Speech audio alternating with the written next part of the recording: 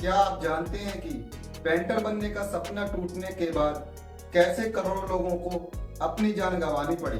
चलिए जानते हैं उस युद्ध के बारे में जिसने धरती का नक्शा और इंसानियत की परिभाषा ही बदलकर रख दी, जिन्हें जानना हर भारतीय के लिए बेहद ही जरूरी है। प्रथम विश्व युद्ध में जर्मनी की हार के बाद जीतने वाले देशों ने अपनी शर्तें रखी।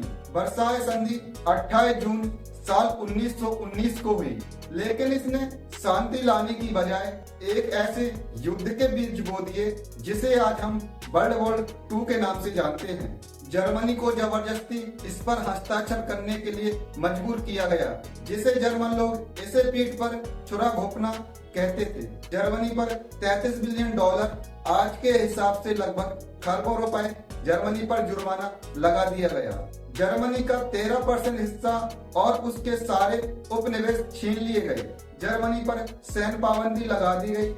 जर्मनी की सेना को घटाकर 1 लाख कर दिया गया। इस वर्साय संधि के कारण जर्मनी अब कोई अपनी वायु सेना नहीं रख सकती थी और न ही ये पनडुब्बी या जल सेना रख सकती थी। जर्मनी के लोगों ने इसे संधि नहीं बल्कि डिक्टेट संधि कहा। वर्साय संधि के कारण जर्मनी की पूरी अर्थव्यवस्था चरमरा गई, जिससे वहां पर महंगाई इतनी बढ़ गई कि लोग एक पैकेट ब्रेड खरीदने के लिए भी गड्डियां ले जाते थे। वर्साय की संधि ने शांति स्थापित नहीं की, बल्कि जर्मनी के लोगों के भीतर बदले की आग जला दी, जिसने 20 साल के बाद पूरी दुनिया को अपनी इस आग में जलाकर रख दिया। और यहीं से जन्म होता है एक ऐसे शासक का जिसे आज हम एडोल्फ हिटलर के नाम से जानते हैं। हिटलर ने इसी अपमान को अपनी ताकत बनाई। उसने लोगों से वादा किया कि वर्साय की संधि को तोड़ दूंगा और जर्मनी का सम्मान वापस लाऊंगा। हिटलर एक शानदार वक्ता था। हिटलर घंटों तक बिना रुके भाषण दे सकता था। उनकी आवाज और बोलने का अंदाज इतना अच्छा था कि ये लोगों में जोश भर देता था। साल 1919 में हिटलर जर्मन वर्कर्स पार्टी में शामिल हुआ, जिसे बाद में नाजी पार्टी के नाम से भी जाना जाता है। इस पार्टी को NSDAP भी कहा जाता है। साल 1923 में हिटलर ने सरकार का तख्तापलट करने की कोशिश की और उसकी ये कोशिश नाकाम हो गई, जिसके कारण हिटलर को जेल तक जाना पड़ा। जेल पर उसने अपनी विचारधारा पर एक किताब लिखी। इस किताब का नाम था मेरा संघर्ष। इसने उसने अपने यहूदी विरोधी विचारों को और आर नस्ल की श्रेष्ठता के बारे में लिखा। जेल से निकलने के बाद साल 1939 में लोकतांत्रिक चुनाव और राजनीतिक जोड़ तोड़ के बाद राष्ट्रपति हिंडनबर्ग ने हिटलर को चांसलर नियुक्त किया। 1934 में राष्ट्रपति की मौत के बाद हिटलर ने चांसलर और राष्ट्रपति के पदों को मिलाकर एक कर दिया और खुद को जर्मनी का सर्वोच्च नेता घोषित किया।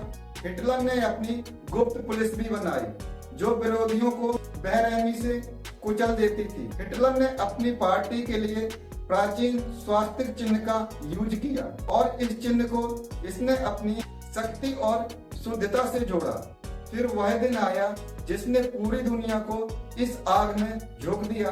तारीख 1 सितंबर 1939 की वो काली सुबह, जब दुनिया सो रही थी और हिटलर के टैंक पोलैंड की सीमा को पार कर रहे थे। एक ऐसा हमला जिसने पूरी दुनिया को लगभग 6 साल के लिए खून में भिगो दिया। हिटलर ने पोलैंड को जीतने के लिए बहुत ही गुप्त और खतरनाक योजना बनाई।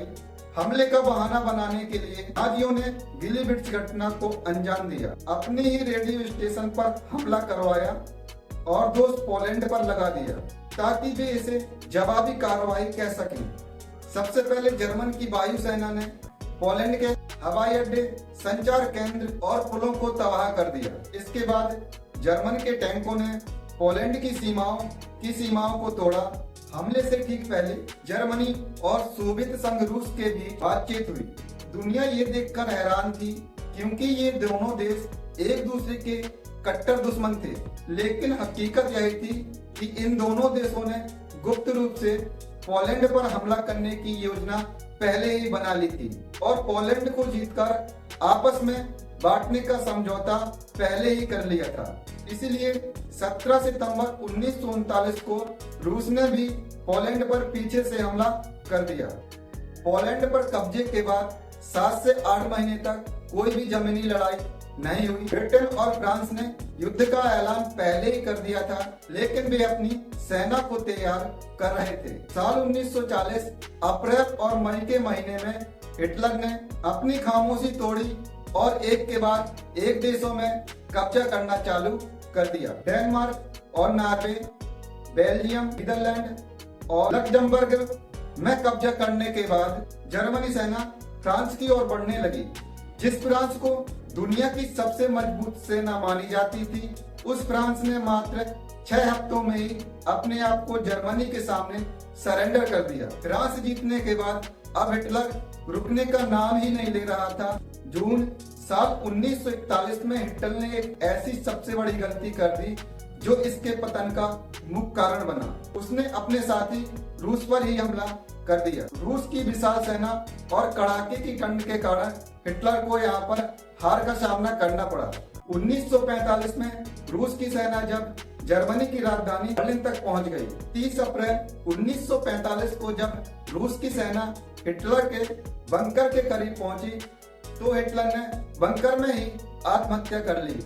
इसके साथ ही यूरोप में युद्ध समाप्त हो गया और नाजी शासन का अंत हो गया। यदि आपको हमारा ये वीडियो अच्छा लगे तो हमें कमेंट में जरूर बताएं और इससे आगे के पार्ट को देखने के लिए हमारे चैनल को सब्सक्राइब करें।